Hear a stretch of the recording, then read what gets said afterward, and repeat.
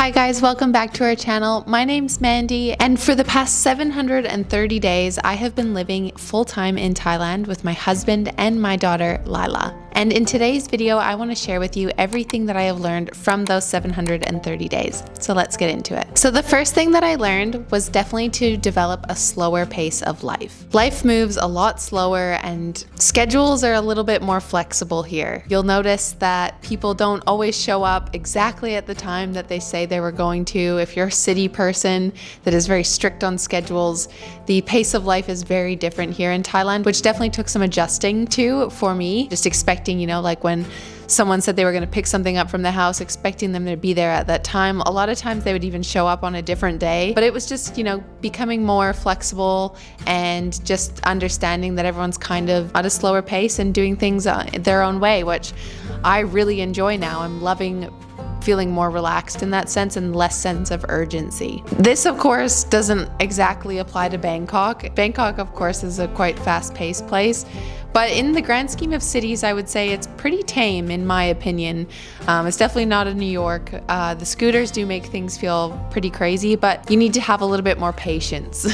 Things don't always run on time, and that's okay. The next really big thing that's really impacted our life is understanding and adopting minimalism and living with less and more simply. You'll notice a lot of Thai homes and local Thai people, they don't have a whole lot in their houses. They're very basic. They really only take what they need, and I have adopted a lot of that on board. Of course, I am not as disciplined maybe in this as some, but I definitely think that it's made my life a lot less stressful and really more intentional with what I've purchased and what we have in our home. You'll find a lot more like simpler homes, simpler transport, things aren't as flashy like that. I do feel that consumerism isn't pushed as much.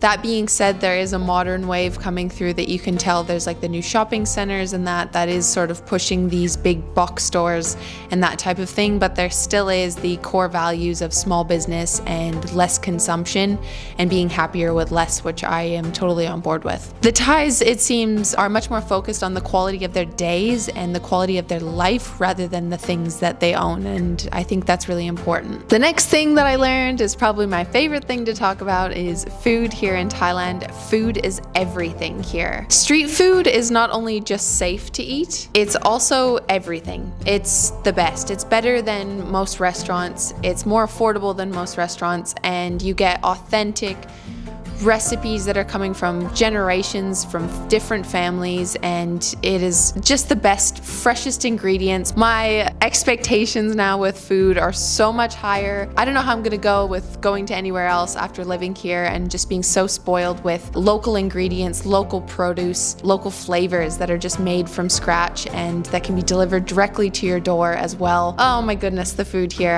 I could go on about it forever, but how important it is and how it affects our bodies and our happiness, and you start to develop like a love for the communal eating as well. I love going to the markets. There's an open air market here in Hua Hin where we live. You can go there any night of the week and everyone's always having a good time, and you can sit down and just be amongst all locals, all people of all walks of life, and just sharing the same type of food, and I really love that. Living here in Thailand has definitely made me rethink sort of what I redefine, I guess, what I think success is and how much money we really need.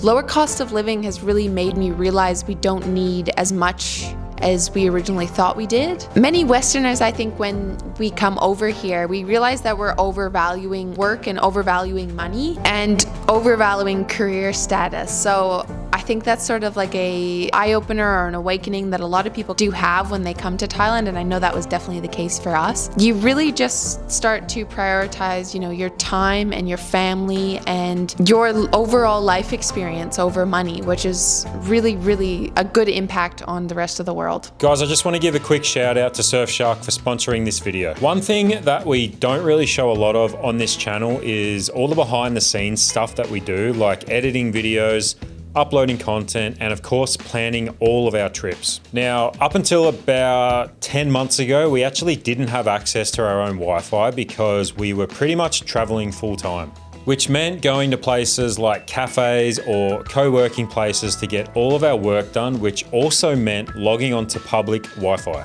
Now, if you don't know, public Wi-Fi is an absolute goldmine for hackers, which is why for almost 3 years now, we've been using our Surfshark VPN, and still to this day, even though we have our own Wi-Fi, I never go online without first firing up the VPN. And just in case you don't know what VPN stands for, it's Virtual Private Network. So basically, it acts like a mask, encrypting all of the data that gets sent between your computer and the internet so that no one can steal all of your sensitive information. But that's honestly just one reason we use Surfshark. The other reason is that it also lets us log on to servers from all over the world, which means accessing streaming services from other countries that we can't usually get, such as Hulu, HBO, and Netflix. So don't leave yourself vulnerable to hackers any longer. Secure your privacy with Surfshark by clicking the link below to get 4 months extra. Living in another country and being, a migrant to another country really humbles you.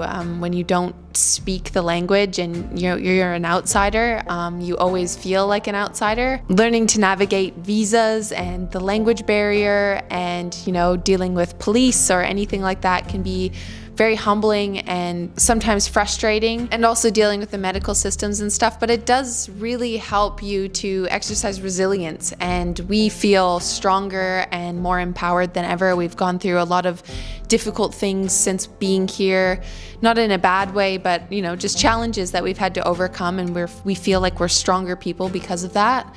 And just the adversity was such a privilege. I think adversity is always a privilege. It always makes you stronger. So spirituality is very heavily embedded into Thai culture. I believe 80% of the population is Buddhist. So meditation and temples and temple life are very much part of the culture here. So you get to understand that. And that definitely influences, I believe, the overall energy and demeanor of the people here that are quite calm and, live a simpler life. This also, I think, it's helped me, it helps other people sort of discover a more introspective, non-material way of looking at life. Another thing that I really have noticed is the power of community here in Thailand. Thais look after their own. Coming from Canada, I would love to believe maybe there are communities that are that way, but the Thais, they look out for each other, and I find it so inspiring. Relationships here are much more important than individualism, which is very rare, I feel like, in this world that we're living in currently. It's easy to make friends. We've made so many connections, even with the language barrier. People have always been so warm and kind and wanting to be helpful and generous to us. It's rubbed off on us, and we feel like we've embodied that as well, and